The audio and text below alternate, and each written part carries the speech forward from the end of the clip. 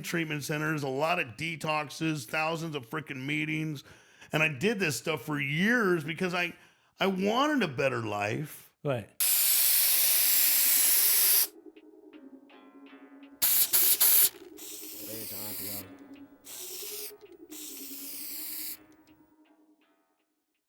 Very special guest, but we'll get into that in just a sec. Let me tell you a little bit about this podcast. This podcast is a recovery podcast. Recovery of what? Recovery from drug addiction, from alcoholism, from mental health. We get all kinds of guests that come on here and tell their stories. Sometimes we get professionals in the field that work on the front lines and they understand addiction and alcoholism. Before we get started, also, please subscribe to the channel, like the channel, but most importantly, please share it everywhere. We're about saving lives. We want to try to help as many people as we can and spread a message of hope. So let's get to my guest. Welcome to the corner. I've had you on here before. This is the ever so lovely Danny Lansdale. Thank you, Paige. He's a Thanks good for buddy having of mine, good guy. We grew up in this similar circles. Yeah. We have same friends, definitely. We probably used drugs in the same rooms. Who knows? We did. The streets are safer now because we're better, because we're different. Yeah. Today's episode is actually called Transformation, Overcoming Addiction Through Transformation.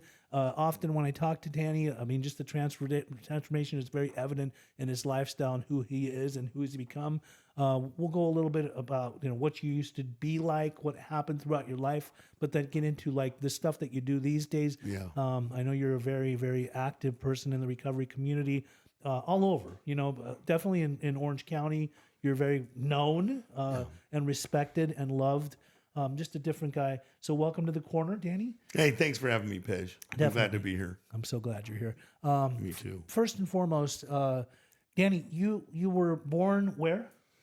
Newport Beach. Newport Beach, okay. Yeah. And growing up in Newport, I'm a Costa Mesa kid. I actually went to Costa Mesa High School, so I think last time we talked about this a little bit. But in Newport Beach, growing up, was there any siblings or anything that were with you, or was it just you as the only child? No, it was me and my brother. Okay. My brother's 2 years older than me, but he never caught whatever bug I caught. Okay. He didn't. He's very, very cool. And then mom and dad were in the picture? Yeah, my mom was a Superior Court judge, and my father was a Laguna Beach police officer. Yep. So they were good people. You should have turned out a lot different than you did. Right? I don't know what happened. Okay. Yeah. And when you were growing up in Newport, what was life like during those times? Let's say in the 80s. In the 80s, I went to Newport Harbor and wound up getting kicked out of there. And then I went to some other high schools. But in the 80s, I mean, it was all about just partying and punk rock and just loving all that lifestyle. And but getting kicked out of high school, were you a troubled kid? Were you fucking around? Well, I was always shorter than most people, and I was just kind of defiant. Were you bullied or anything like that? No, I wasn't bullied. I was more of a bully-ish after I found out I could, I was okay with my hands. Okay, so you were kind of a fighter. Yeah. You were violent. Yeah. And that was did the violence come from drugs and alcohol, or was there turmoil within the home, or did you get beat at home that made you an angry person? A friend of mine, she had said this thing at a meeting, and it really resonated with me.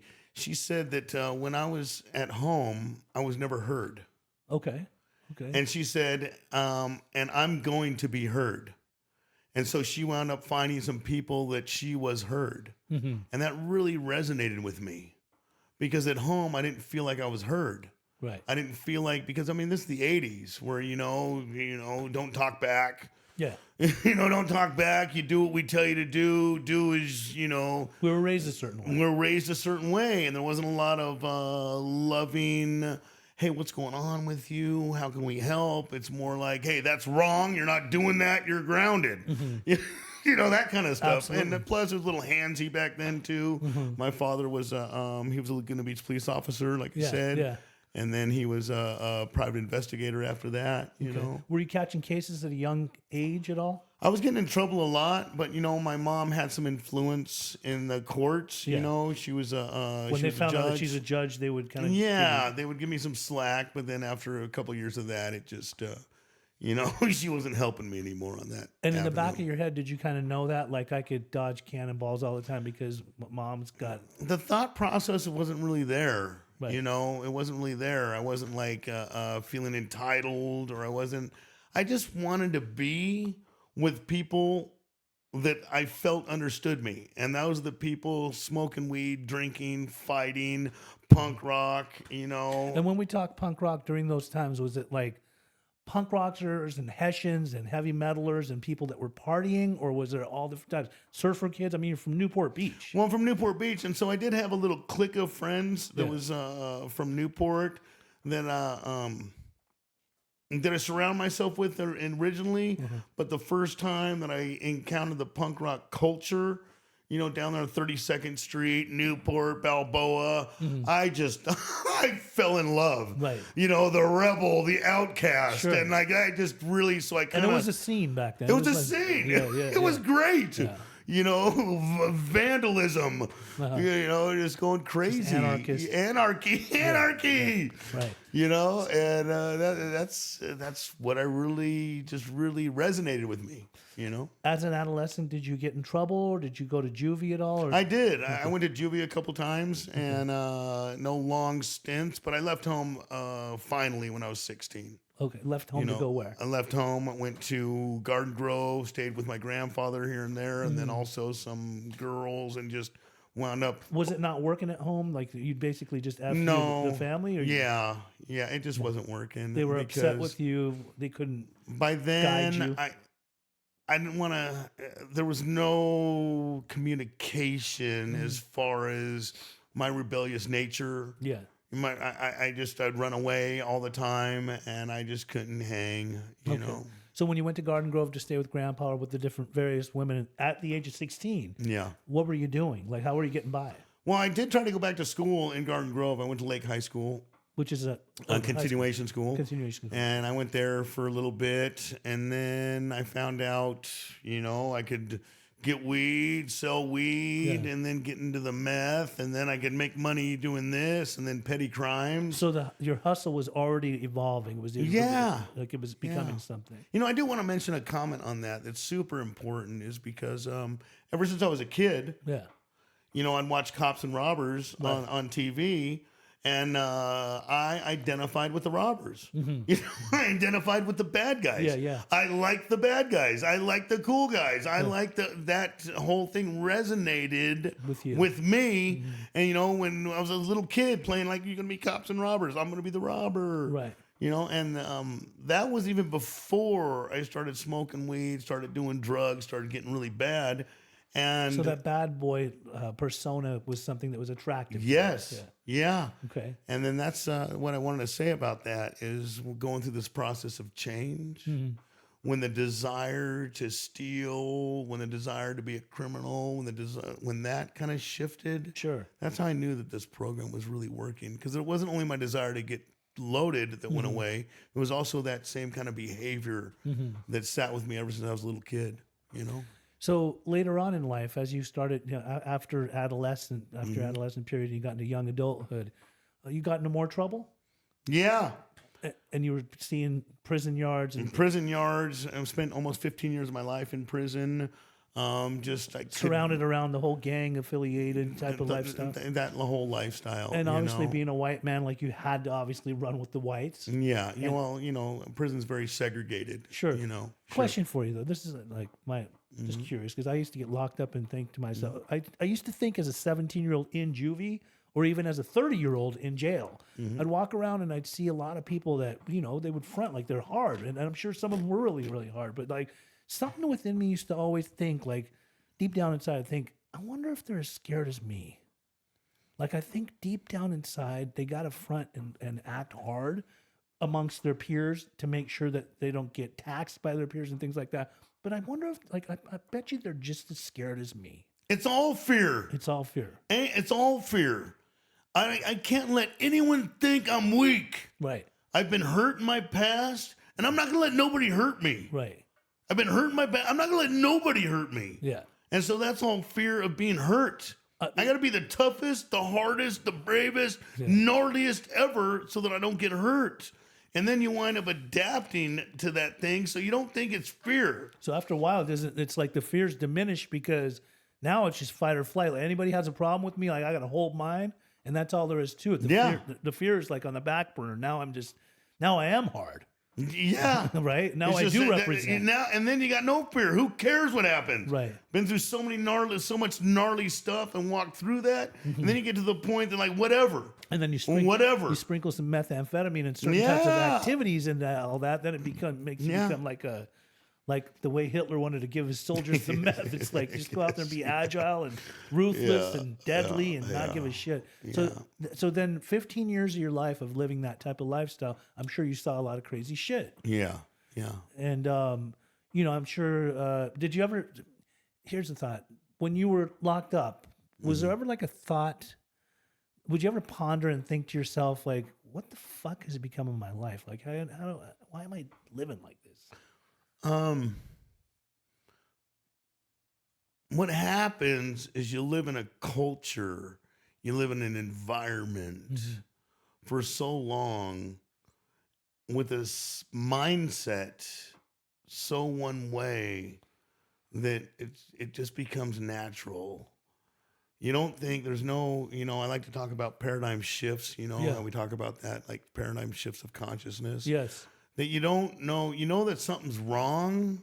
but you're used to it. You're used to it. And sure, you're always thinking, like every time I paroled, I didn't think I was coming right back. I wasn't one of the guys that would get out, let's go see how long we can go before we go back. I had always thought, okay, look, and I'm going to get sober because I've done 10 treatment centers. I've done 10 treatment centers, a lot of detoxes, thousands of freaking meetings. And I did this stuff for years because I wanted a better life. Right. I wanted to live cool.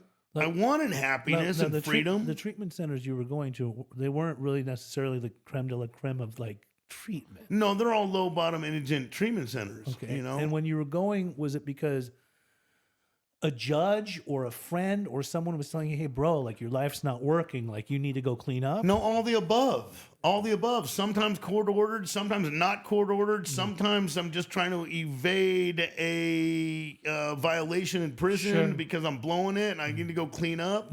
But I would clean up.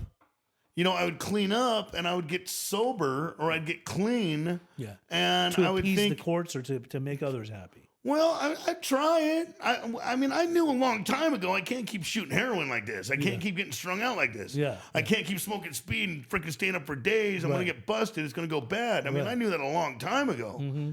So at some point, you're like, okay, well, let's try to not do this stuff as much. Let's try something else. Right. But the deal is when I would try something else, I didn't change. Right. I didn't change. Like that old adage. You sober up a drunken horse thief. What do you got? A sober horse thief. Yeah. So I'd still be this guy, and now I no longer have my substances to cope with life, and so I'm not cool. Right. Not cool inside. During the times that you were using, let's say when you said you were smoking speed, did you ever experience psychosis yourself? A bunch. Okay. I ran from the phantom cops many times. Hey. Did you ever, were you convinced during those times that what you thought was actually happening? Or was there a part of you that thought, maybe it's not real? No, I really thought they were out to get me. Yeah. No, I really thought they were out to get me. And sometimes, sometimes they were. Sometimes they were, Maybe those 4 helicopters that I saw in the last week Yeah. are really actually. Yeah. Maybe one of the 4 is really following me. Yeah. If not all 4. Yeah. Okay. So down the line, I know after all those treatment stays and doing some prison time and things like that, what then brought you into the path of real recovery? Like what was the turning point that made you decide, I'm done. I'm done with this old lifestyle. I really got to do this differently. Like, can you explain that? Yes. My bottom was confusion. I'd read so many books on philosophy, on, religions. This is when you were locked up. When I'm locked up. I just over the years. You have a lot of time on your hands. Tried college a few times. Tried a lot of education. College in there or college in there? out? Both. Okay. Both. I went to Orange So Hills you were, College you, were for a minute. getting, you were getting educated. Yeah. That's what I did. I try to learn. And being in the hole, the only thing I got's a dictionary. So I'm like trying to learn Latin phrases. I'm always trying to educate myself. Which is not a bad thing. I'm always trying to educate myself. And I've always tried to learn. Right. And then at 42 years old, got out of prison. I just did another 30 months for a little possession charge. I get out, I'm 42, and I go on this run, and I'm shooting heroin again, and I'm drinking, and I'm smoking, and I'm like plotting crimes. Right. And, I looked in that moment, I'm at this house with a guy, we're laughing, drinking, shooting, just going crazy. And then I look over the corner of the room, and there's this black trash bag in the corner of the room. Everything I own is in that black trash bag. Right. My entire life. I had become everything I never wanted to be. Again. I never wanted to be a person that wasn't allowed into my parents' house. Right. I didn't want to be a deadbeat father. I didn't want to be a 42-year-old loser. Right. What's the confusing thing? The confusing thing is I thought I was smart. I thought I was intelligent. I'd talk circles and debate all kinds of weird shit. Sure. I'd debate stuff. I'd go down rabbit holes. I'd prove people wrong on their viewpoints and opinions. And I got my beliefs and my opinions. And I would argue them. And and then the end of it all, at 42 years old, I'm in this house. And you know what I was doing when I was 15 years old? I was in Newport Beach on like 36th Street at a guy's house, smoking crack for the first time. Yeah. Where I'm learning how to rock up crack, and we're taking these big giant hits. So I'm in this weird house with a weird dude smoking crack, thinking about how much does this stuff cost? I have to go home and steal some money from my mom so I could get some more crack. Yeah. And now I'm 42 in some weird house with a weird guy, and I'm shooting heroin, and I'm plotting how to get some more money so I could buy some more of this bomb heroin. I was the same person. Right, you hadn't even changed. I was the same person. Decades later. Like 30, 20-something years later. Right. I did not change. And the weird thing is this is what I liked. I chased after this thing called happiness, and I never found it, but I kind of found it when I would be getting high and just not giving a fuck about nothing. Right. And that was the only thing what made me feel like, okay. And here I am, and this life and this behavior has destroyed me. So that was like a catalyst. So my bottom wasn't some ultimate, oh my God, my life is so horrible. I need to do something about it. You know what I mean? I never want to feel this way again. It was not some weird bottom like that. It wasn't even pain and suffering. It was just pure batshit confusion. So there was confusion that actually motivated you. Yeah. Now, because I know you and I've heard your story, I know during that time that even though you made an absolute decision to go the other way, what happened when you went to your mom or try to get through to your mom? How was she with you? It was wonderful. Not wonderful. Right. At 42 years old, I'd gotten out, and the reason I went on this run, she's not the reason, I'm just saying I went on this run because I wasn't allowed back home. She had told me, Danny, she had said, you're not welcome here. At her house. At her house. She's like, take care of yourself. You're going to die from a heroin overdose. You're going to do something stupid and go to prison for the rest of your life. So she didn't believe in you? No. I thought I was coming home when I was on the bus getting out, paroling from prison. I called her, I'm going home, and she... Don't come here. I'll share this. I share this. She told me, Danny, I'm glad you called. I'm glad you're out of prison. I have cancer. I'm going to die. And you'll never set foot in this house ever again. She said, you're going to die from a heroin overdose, or you're going to do something stupid and go to prison for the rest of your life. You have made 1 million promises, and you never kept one. Not that I don't love you, but something bad's going to happen to you, and I don't want you around the family when that day comes. That's what she told me. She'd already lost all hope. That was the bravest, because I was always, my mom, I'm my mom's baby. You know what I mean? She worried about me. She takes care of me. She helps me. You know what I mean? All my runs, I go back home. All this stuff. Get out of prison, go back home. And then the bravest, most courageous gift that she ever gave me was to cut me off. Because now I had no options. I had no, I had a, it was like, so I wound up going to a rehab. Mm-hmm. Well, I went on a run, and then I wound up going to a rehab. You even went on a run after that? I went on a run after that. I was a week run. Right. And that's when I ended up in that house doing that heroin. Mm-hmm. And do you think, and I was angry and upset and felt like the victim. How dare they? How dare her?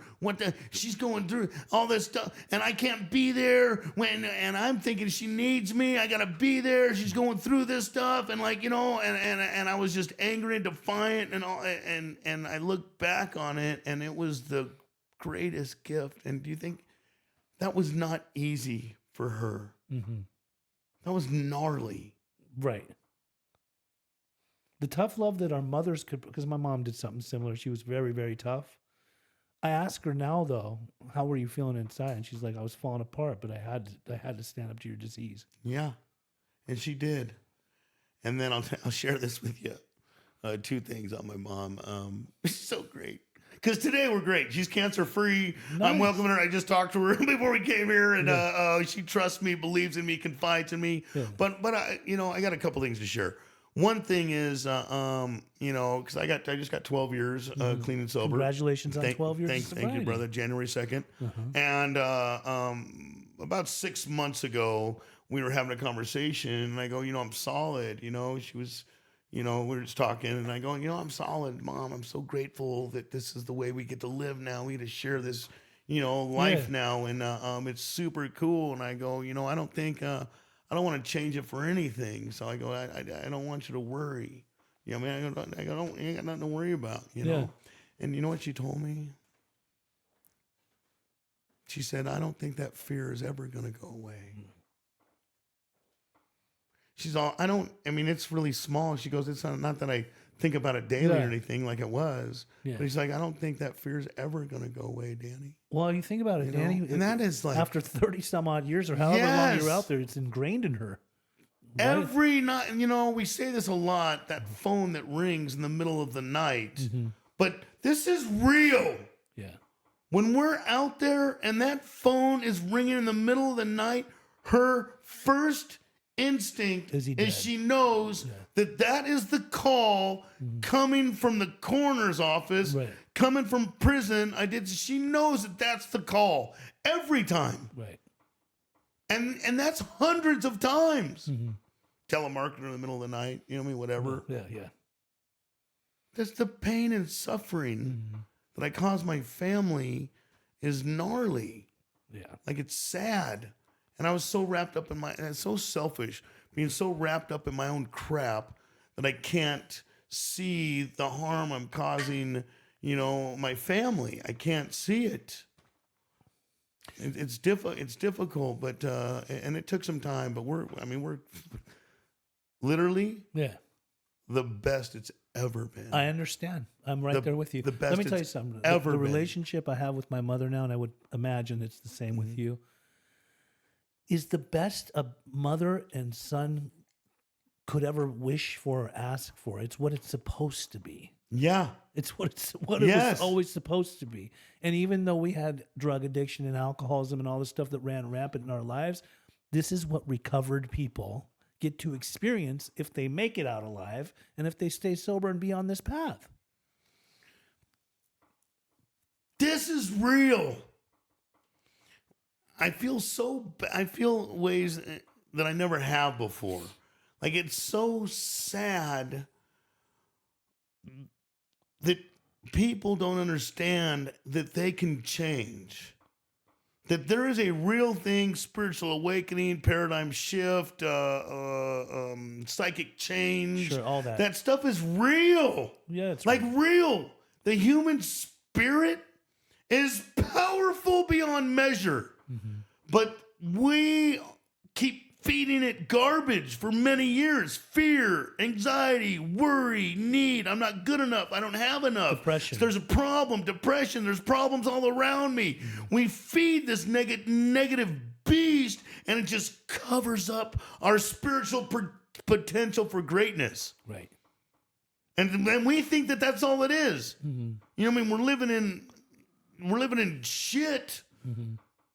And like, we're wondering why it stinks everywhere. And we're like, and we don't know that we have the power to get out of that. Yep.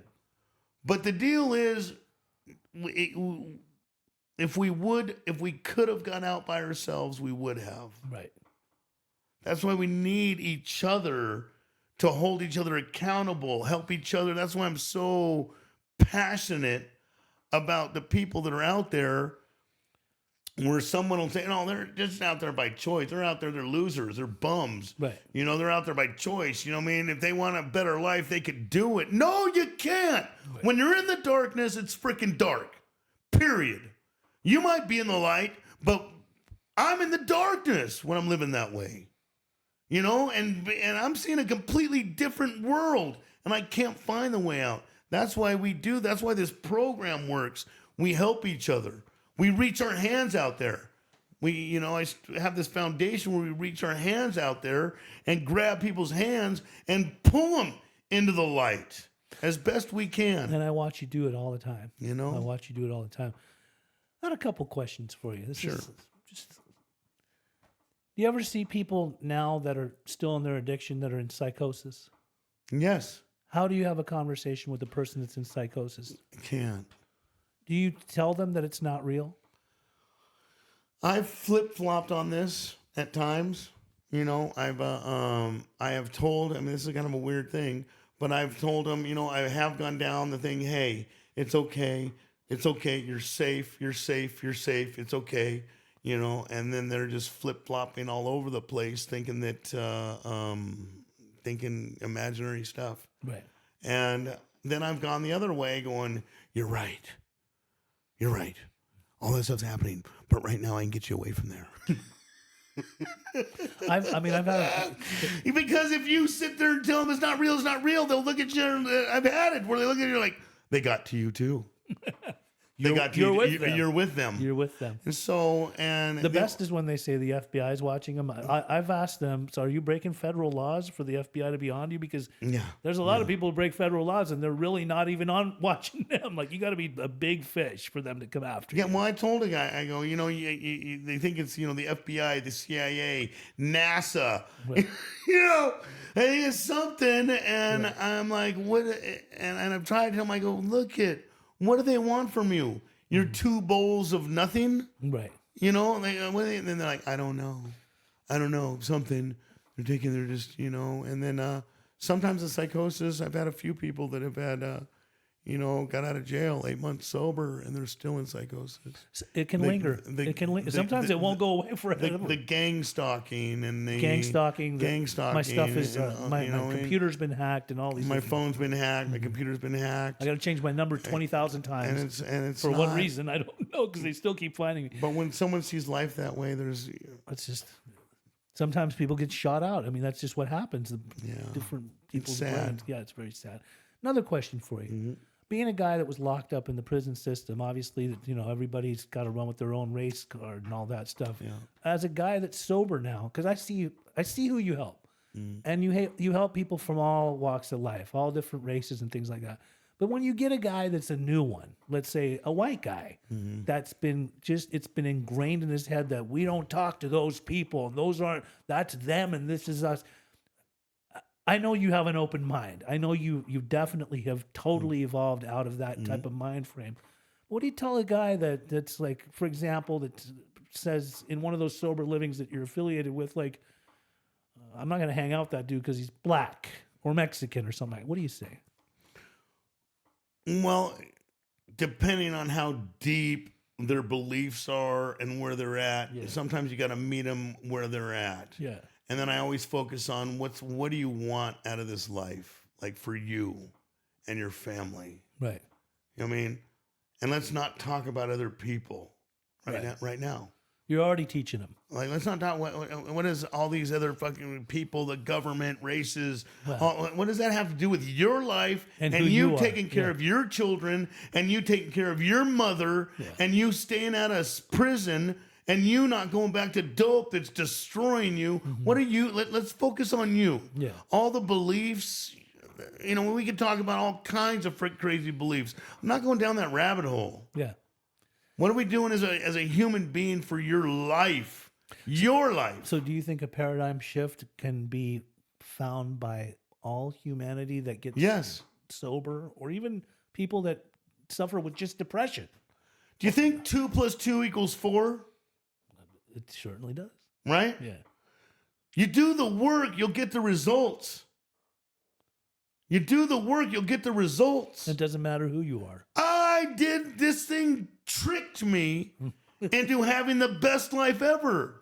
Because my beliefs in the beginning, looking at 12 steps on the freaking wall, there is no freaking way that I could really see, grasp, comprehend, except that those things forced writing down on a piece of paper every weird, embarrassing, creepy thing that's ever happened to me, all the people that screwed me over as far back as I could remember, writing all how that, and then telling another human being stuff I never wanted to tell anybody. Right.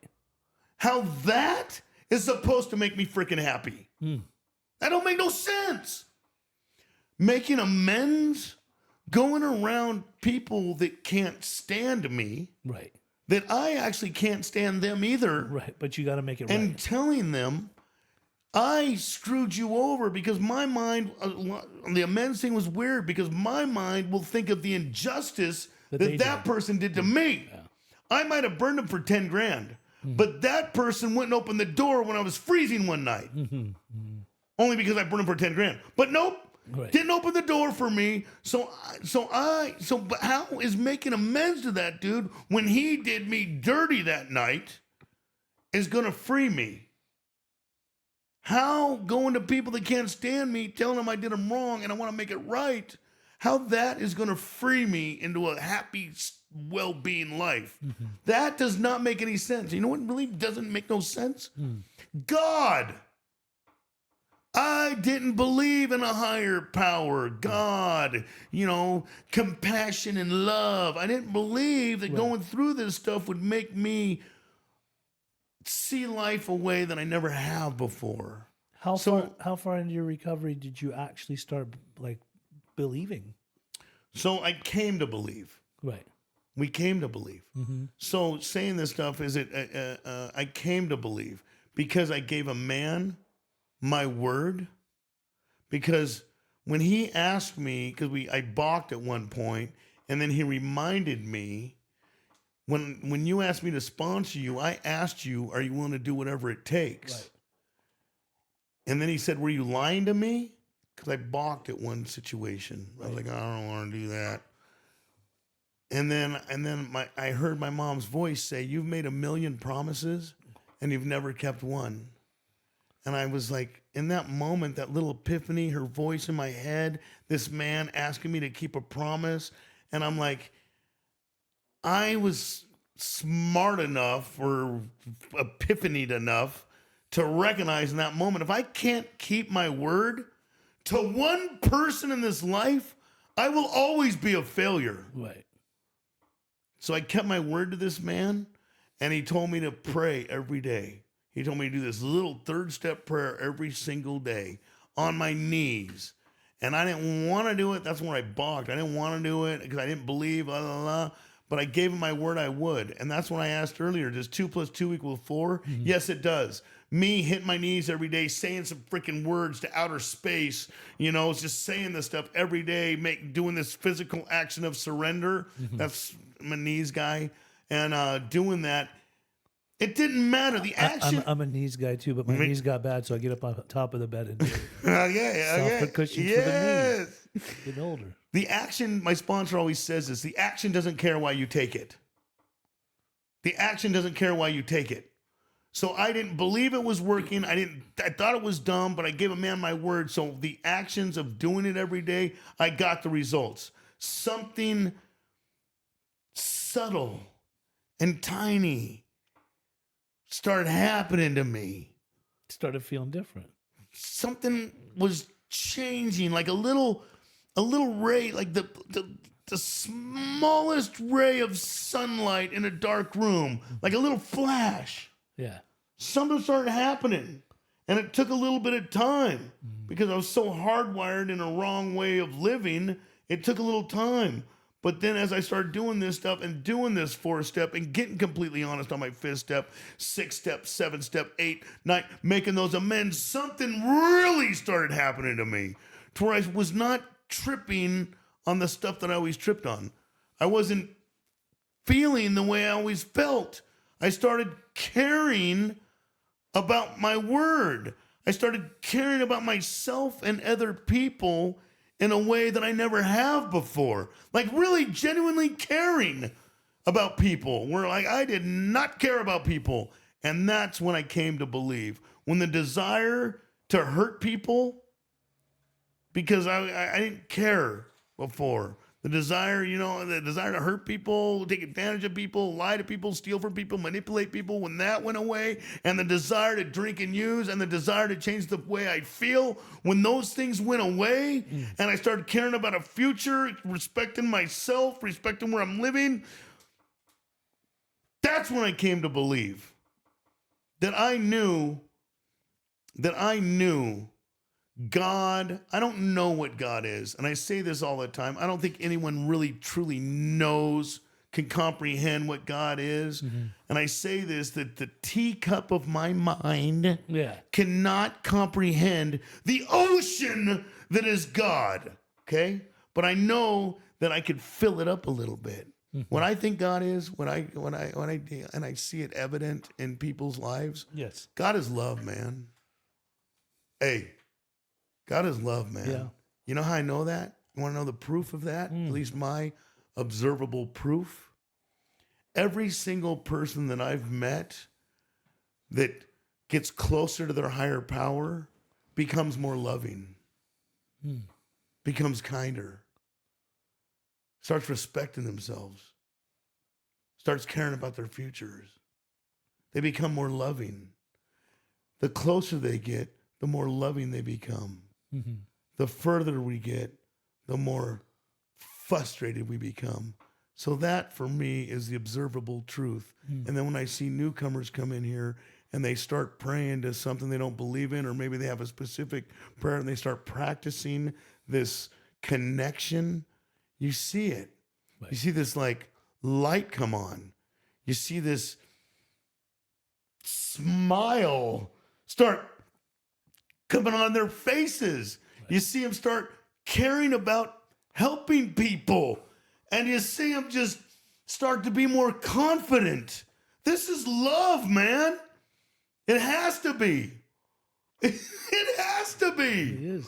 Like, really. Very, very well described. The goal in life, what is the goal of life? What is the meaning of life? I know what it is. Like, what do you want?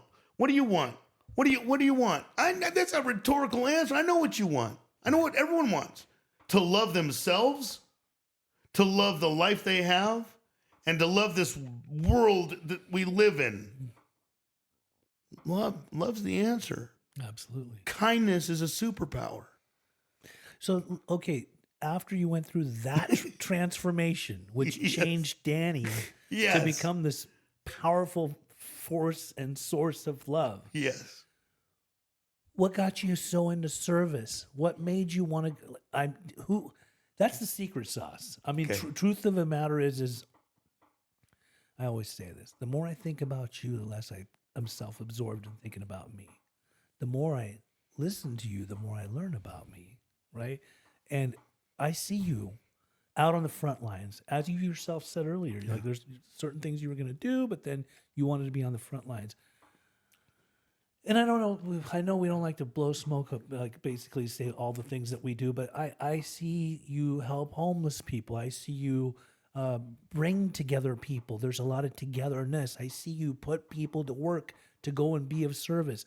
That drive that you got to go out and do that, how did that originate, and why is it an ongoing thing for you? Why do you do it so much? Well, in the short, is because I like just like, well, I like to drink and use. You know what I mean? Because I like the effect produced by drinking and using. I like that effect. So now I've come to find that I like the effect. Okay. Now we have all these mental constructs we hear these words, like the only way to become valuable is to add value to others' lives. Oh, so if I add value to other people's lives, I'll become valuable. That makes sense. Let's do it. Nope. Okay. Yeah. If I help it, like the other one, I'm selfish to the core. That's the problem with me. So I got to be selfless and help other people. They used to say this, my sponsor would say, when I'd read that part in the book, the bright spot of their lives is when to watch other people recover, to see them help others, to see a fellowship grow up about them. This is a thing that you must not miss, right? Yes, yeah. And my sponsor goes, Danny, you're going to help people. And that's going to be and I just thought, you know what? I'm screwed. In the beginning, I go, I'm screwed. No, you got to go out and help people. No, I'm screwed. Not because the fact that to go out and help people, or if that's going to be my solution, I'm screwed because I don't care about people. Right. Now you got. I didn't. Now you have to care about people. And you can't. It's like if you're ungrateful and angry, and then someone says, "Turn that frown upside down." Like, fuck you. You know what I mean? Like that doesn't work. Right. Okay. So what happened is I used to think that I didn't care, so I thought I was screwed. Mm-hmm. But as I was going through these steps and something was happening to me, and I noticed I started caring about myself, and I noticed I am compelled. I care about people. It opened up this heart, compassion, love, whatever, where I care. And then when I see people that I've had a little tiny hand in helping, and I see them with their mothers, their fathers, their children, and they're crying tears of gratitude because it's a birthday.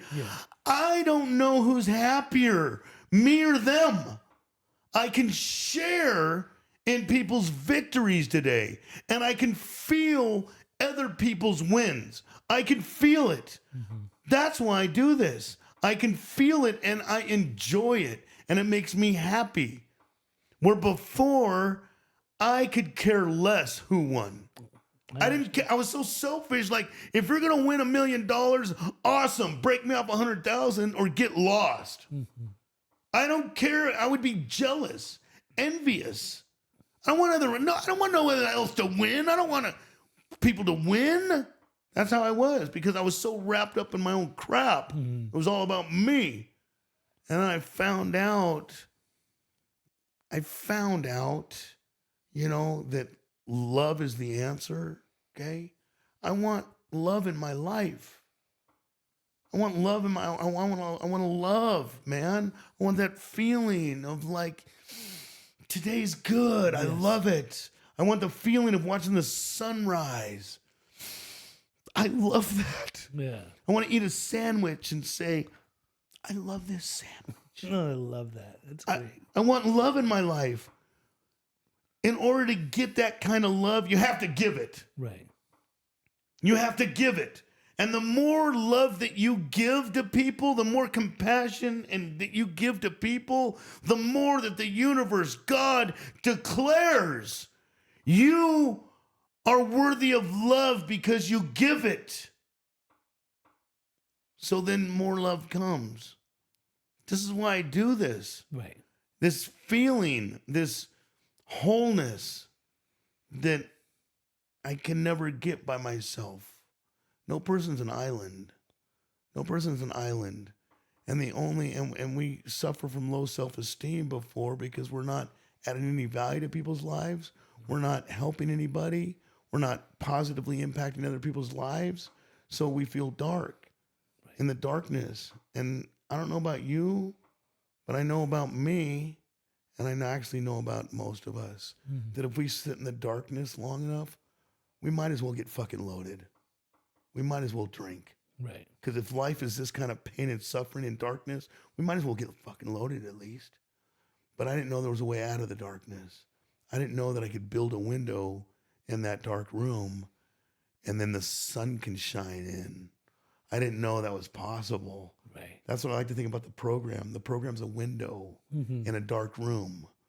Like the sun is humongous out there, but I have no sun. The sun doesn't exist if I don't have a window. You know? That's what the program's my window, man. Yeah. Yeah. I love it. Hey, I know I'm going all over the place. No, with the light peering through. Well, this has been good.